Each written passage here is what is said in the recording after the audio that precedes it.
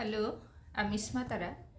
আজকে আমরা যে বিষয়টা জানবো সেটা হচ্ছে যে আমরা আমাদের অতীতে ঘটে যাওয়া কোনো ঘটনাকে আমরা কি করে সেটাকে গিয়ে ঠিক করতে পারি।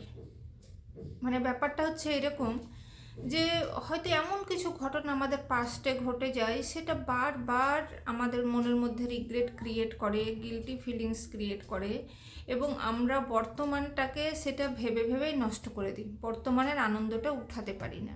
তো এই ক্ষেত্রে আমরা কি করে এটাকে ঠিক করতে পারি?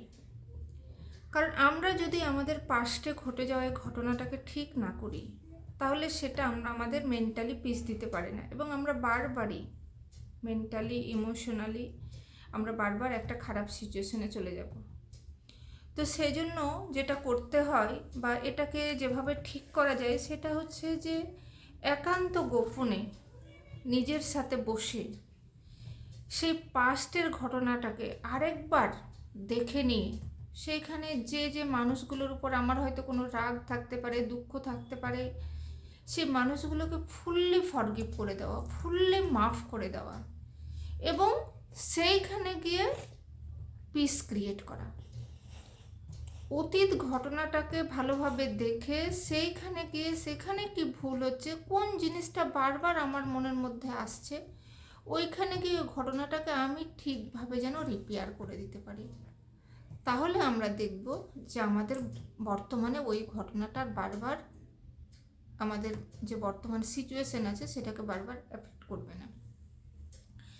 এবং এই ক্ষেত্রে সবথেকে যেটা বড় সেটা হচ্ছে যে আমরা যে মানুষটার উপরে যে রাগ বা ক্ষোভ বা দুঃখ থাকে, সে হয়তো এমন কিছু আমার উপরে কোনো অত্যাচার করে থাকতে পারে, কোনো খারাপ বিহেভ করে থাকতে পারে, আমি তার জন্য অনেক বেশি রকমভাবে মানে সাফার করেছি বা করছি এখনও।